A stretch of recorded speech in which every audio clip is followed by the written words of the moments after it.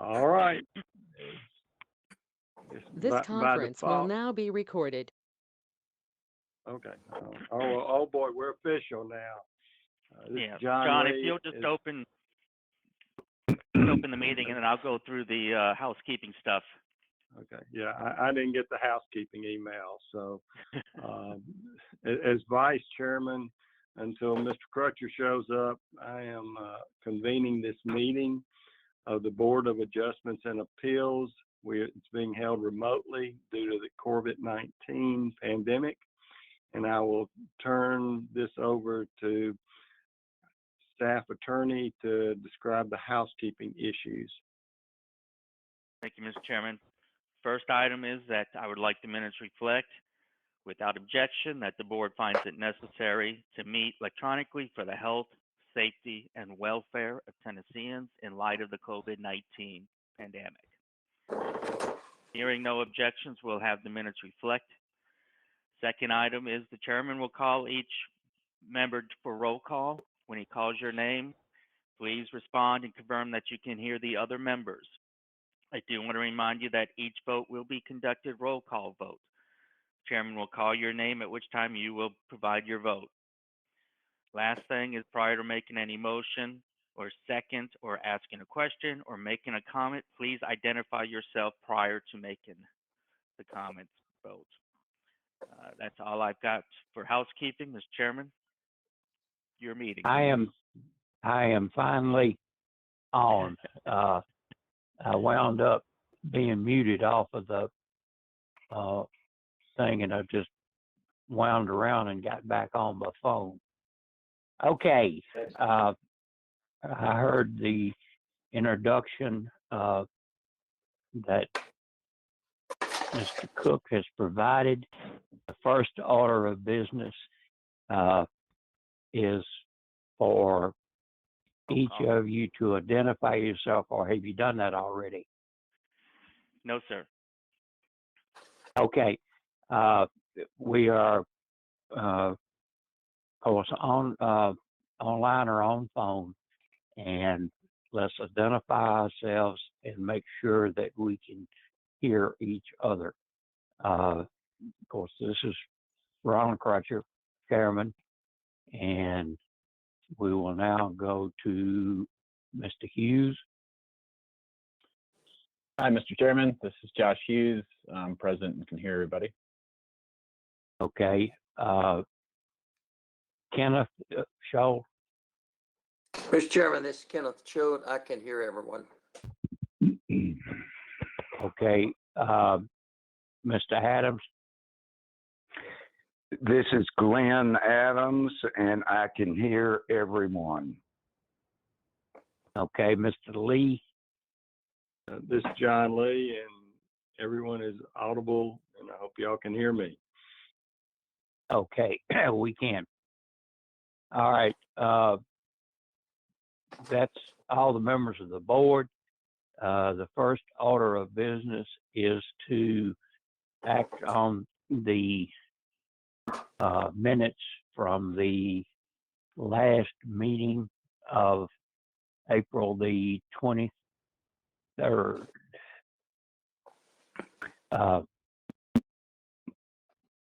Are there any questions or comments? And if you ever, not hearing any, I would entertain a motion to act on these minutes. Mr. Chairman, this is Glenn Adams, and I move that we accept the minutes as presented. Mr. Chairman, Proper mo- this is Kenneth Choate, and I'll second the motion. Okay, the motion's been made and seconded. We'll do a roll call vote. This is Ronald Crutcher, and I am voting for the motion, which is to approve the minutes.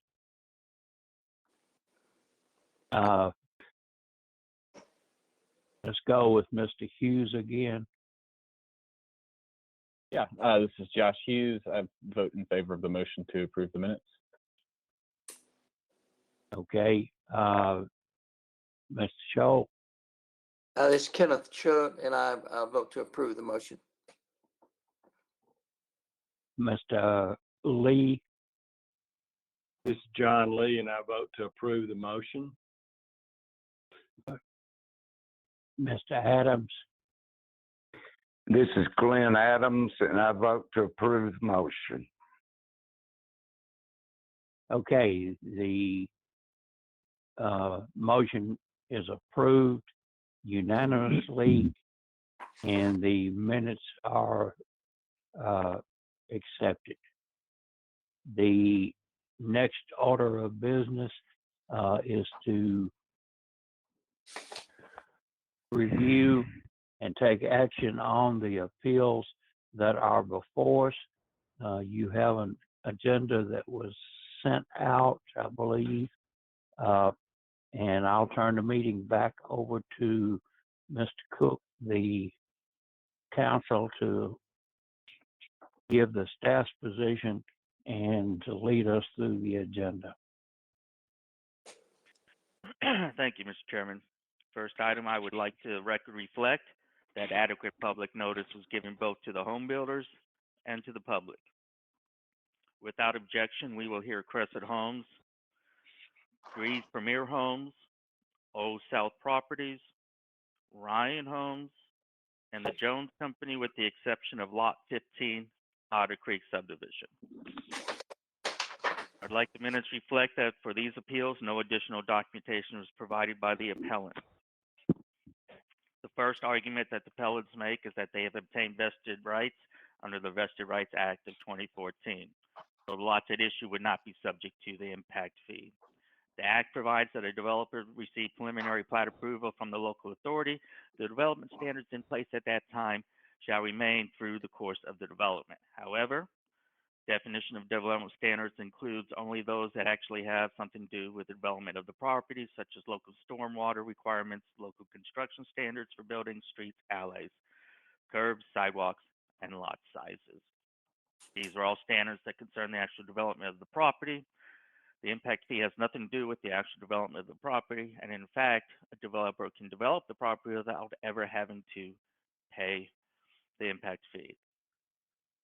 The second argument that the appellants make is that the county is required to calculate the impact fee on each subdivision, and that the proceeds received from that particular subdivision is required to be used on educational capital projects for that specific development.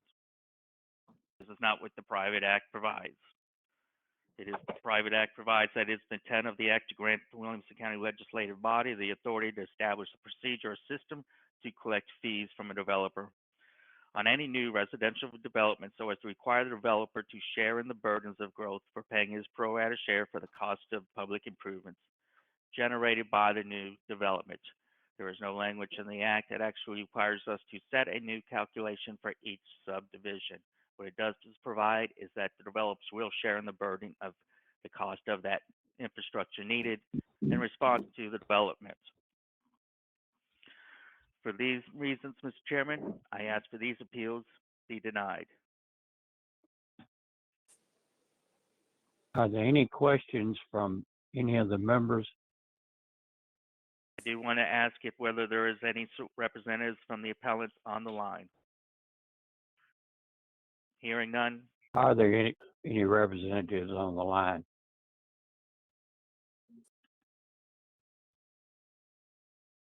Hearing none, we're ready to take. Go ahead. We're ready to take action on these appeals. I would entertain a motion on the staff request or staff recommendation that the appeals be denied. Mr. Chairman, Do I hear? go ahead. Mr. Chairman, this is No, go Josh on. Hughes. This is Josh Hughes. I'd like to make a motion to deny the appeals. Mr. Motion's Chairman, been properly made. this is Kenneth Choate. I second the motion. Motion's been properly made and seconded. we will have a roll call vote. If you vote for the motion, you will be voting to deny the appeals. This is Chairman Crutcher, and I vote for the motion. Mr. Hughes? This is Josh Hughes. I vote for the motion. Mr. Schultz? This is Kenneth Choate, and I'll vote for the motion. Mr. Lee? This is John Lee. I vote for the motion. All right, and Mr. Adams? This is Glenn Adams, and I vote for the motion. The motion has passed unanimously, and the appeals are denied. I'll turn it back to you, Mr. Cook. Thank you, Mr. Chairman. The last appeal we have is Lot 15 at Otter Creek. This is an appeal made by the Jones Company. They have provided no explanation or basis for their argument. Based on the previous appeals, it's the county stance that the impact fee is not a development regulation development standard, and therefore vested rights do not attach. Further, the county maintains that it adopted the educational impact fee in accordance with the authority granted under Chapter 120 of the 1987 Private Acts. There is no requirement that the county create a new impact fee rate for each subdivision, and the proceeds raised must be spent on that subdivision.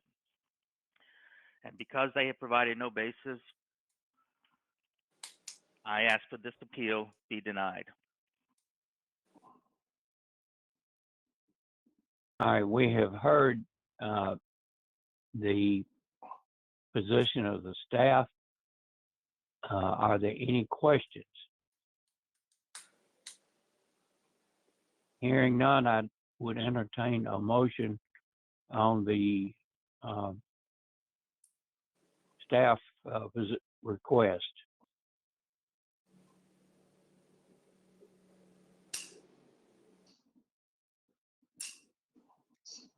Do we hear a motion?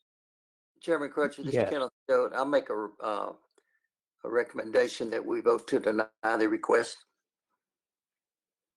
The motion's been properly made. Do I hear a second?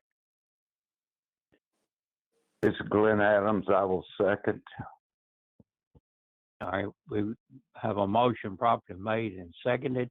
Is there any further discussion? If not, is there an applicant on the line for this motion? Hearing none, we will have a roll call vote, beginning with the chairman, and I vote for the motion, which is to deny the appeal. Mr. Hughes? This is Josh Hughes. I vote for the motion. All right, Mr. Scholl? This is Kenneth Choate, and I vote to approve the motion.